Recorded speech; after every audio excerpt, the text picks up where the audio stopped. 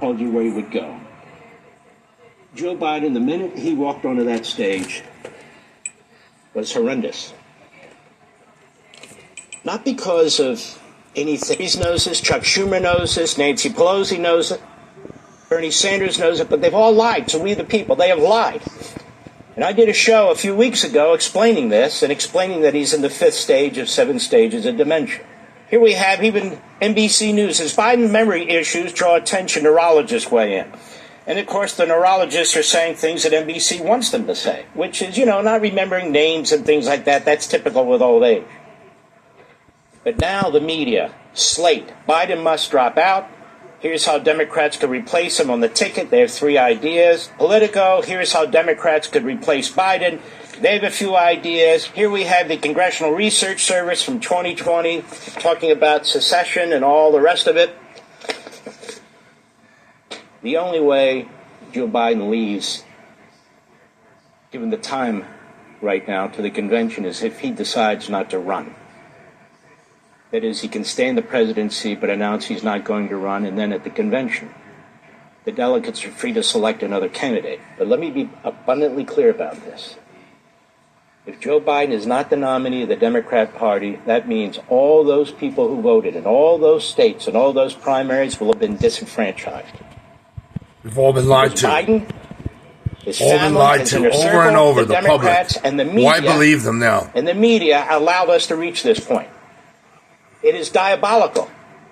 We've never seen anything like this in American history, ever. And so I want to talk about the press, and then I want to talk about Mrs. Biden. As I wrote in Unfreedom of the Press, those entrusted with news reporting in the modern media are destroying freedom of the press from within, not government oppression or suppression, not President Donald Trump's finger-pointing, but present-day newsrooms and journalists, indeed, social activism, progressivism, think. Democrat Party partnership, opinion and propaganda, passed off as news, the staging of pseudo-events, self-censorship, bias by omission, outright pseudo-psychology are too often substituting for old-fashioned objective fact-gathering and news reporting. The media knew exactly what was going on, all of them. You even have a former press secretary, Psaki. She's on MSNBC. She's been covering for her old boss. A self-perpetuating and reinforcing mindset has replaced independent and impartial thinking, and the American people know it.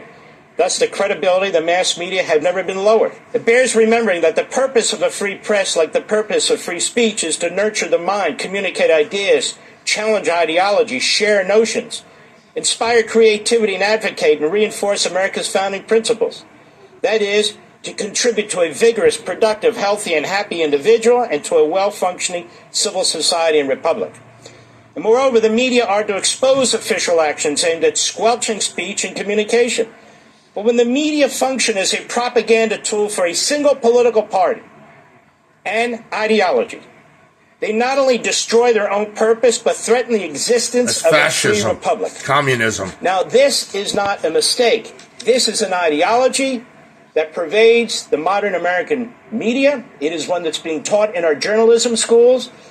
And I'll give you a perfect example of this. As I write, in a growing number of circles, the ideological mission of news organizations and journalists is no longer subterranean. Their advocacy and mission are open and unambiguous. New York University professor Jay Rosen is a leading voice in the idea of so-called public or civic journalism. That is, the purpose-driven, community-based social activism journalism movement spreading throughout America's newsrooms for the last several decades. A harsh critic of then-candidate Donald Trump, Rosen wrote in the Washington Post, imagine a candidate who wants to increase public confusion about where he stands on things so that voters give up on trying to stay informed and instead vote with raw emotions. Under those conditions, does asking, where do you stand, sir, serve the goals of journalism? Or does it enlist the interviewer in the candidate's chaotic plan? I know what you're thinking, he writes. What do you want us to do, journalists? Stop covering a major party candidate for president? That would be irresponsible. True. But this reaction, he wrote, short-circuits intelligent debate. Beneath every common practice in election coverage, there are premises about how candidates will behave. I want you to ask, do these still apply? Trump isn't behaving like a normal candidate. He's acting like an unbound one. In response, journalists have to become less predictable themselves. They have to come up with novel responses. They have to do things that they've never done. They may even have to shock us. They may need to collaborate across news brands in ways they have never known, Rosen adds. They may have to call Trump out with a forcefulness unseen before. They may have to risk the breakdown of decorum in interviews and endure excruciating awkwardness. Hardest of all, they will have to explain to the public that Trump is a special case and the normal rules do not apply. This is what's being taught in journalism school. And those in the media and those who haven't gone to journalism school, most of them are Democrats, the overwhelming majority. So we don't get the truth. And so we see on the Morning Joe on constantly being lied to. Do you guys like being lied to? I feel so sorry for the young generation. You're so misled. The Biden White House line. You can't see how he has dementia. He is not the president. The country's running on autopilot. The clips of Joe Biden's awkward walking, the clips of his stunned silence, the clips of him of falling a man down, who's suffering from dementia. And we're told your eyes are lying and your hearing's lying, and it's all a right-wing propaganda operation. The media have to be held to account.